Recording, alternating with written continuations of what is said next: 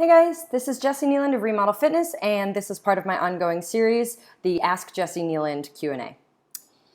So the question I have today is from Allison, and she writes, I've worked really hard on positive self-talk, treating myself with compassion, cultivating gratitude, and not judging myself or others.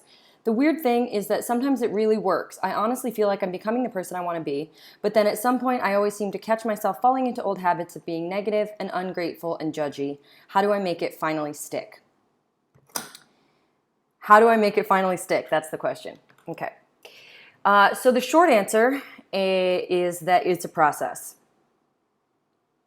and that you maybe never are done.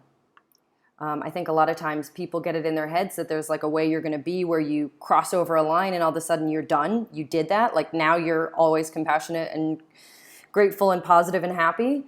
But that's not how it works. It is always a process, and I do think it gets easier after a certain point. Like you put all this work in the beginning, and it's like, you're fighting all your old habits, and you're like fighting inertia basically. It's like, oh God, you do all this work and you're barely making progress. It's so hard.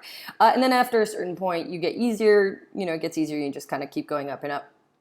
But it is always a process, unfortunately. I wish I had better news for you.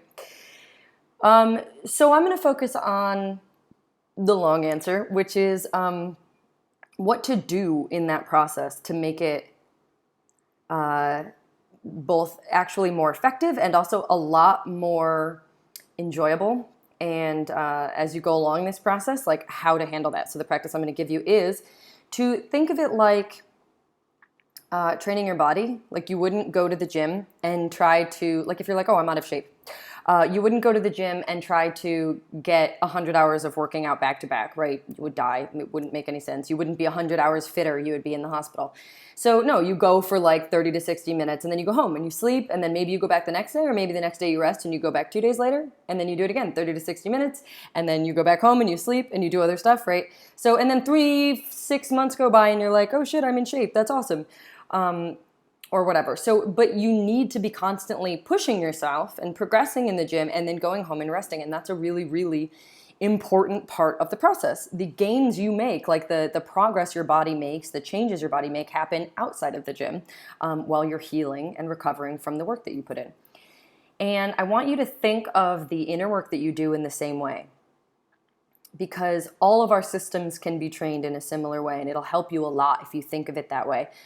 So for example, like patience or compassion, these things can be trained, and you are, it sounds, in the process of training them for yourself, but you have to build in breaks for recovery in some way. So push yourself past your capacity, like really challenge yourself, and then rest and get your energy and strength back up. So that doesn't mean that, like, you say something nice about yourself and then you like bash yourself the next day because you're like, oh, I said something nice yesterday. But it does mean that you put active energy into furthering your inner work in the direction you want it to go, more patience or more compassion or positivity, and then letting go of it for a little while and just getting yourself back to a state of feeling strong and energized. Otherwise, you're going to tap out. You're going to get really burned out, or the breaks will just sneak their way in anyway. And that's really frustrating, because when you consciously take those breaks, it's awesome. You're like, right now I'm just resting. I'm not trying to be super like compassionate with myself. I'm just chilling.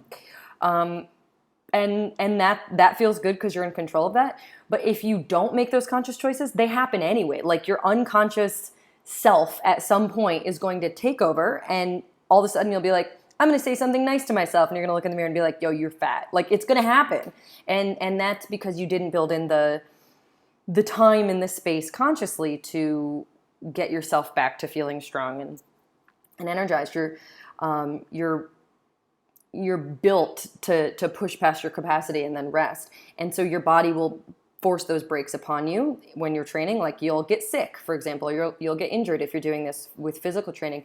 And the same is true of the inner training, with compassion, with patience, with, I forget what else you said, positivity, gratitude. Gratitude is a super good one. Like you can't just go around and be grateful all the time for everything when you're starting out. If you've been laying a groundwork and feeling like, okay, you practice daily gratitude, maybe you write in your journal, you get a little bit more grateful over time, that consistency is going to make it easier for you to feel gratitude.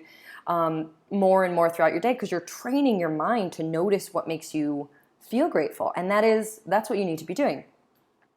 However, there's going to be those times where you're just feeling really ungrateful and you're like, ugh, everything should just be given to me. This is bullshit. I don't know why I have to do all this. Like, or whatever the thing is. It's when I was in Costa Rica, for example, this is perfect. I feel like I have a lot of gratitude in my life. Like sometimes it overflows, and I feel like this person who's really grateful, I've put a lot of that foundational work in.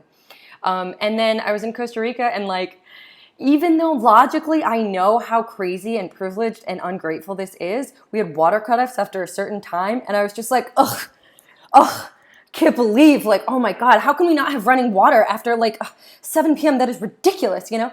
And I would just get really bent out of shape about it. And, you know, I was aware, it's kind of like, okay, I'm doing a thing and I'm being an ungrateful, privileged, you know, first world whiner, but it still happens. So you just take that in stride and you can say, okay, right now in this particular moment, I'm not practicing gratitude, apparently. And then in other moments, you get to push past your capacity where you're really struggling, let's say. You're struggling to find gratitude for something that's very hard, and you push yourself past and you make yourself go there. And you're like, okay, let me find gratitude within this thing that's horrible. This like terrible day I had. Let me force myself to sit down and find gratitude hard. And then let it go, and then rest.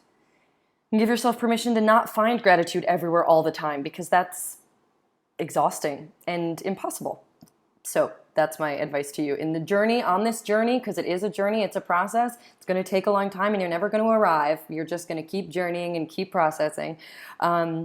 So my advice is to push hard and then let go and rest and recover and get your strength and energy back up, and then push hard and then rest. And to let that guide your process so that you're never expecting it to be 100% of the time. You're always expecting there to be, like, you want to be improving, of course. You're always expecting there to be some downtime within each skill that you're learning, positivity or gratitude or compassion or whatever. Yeah.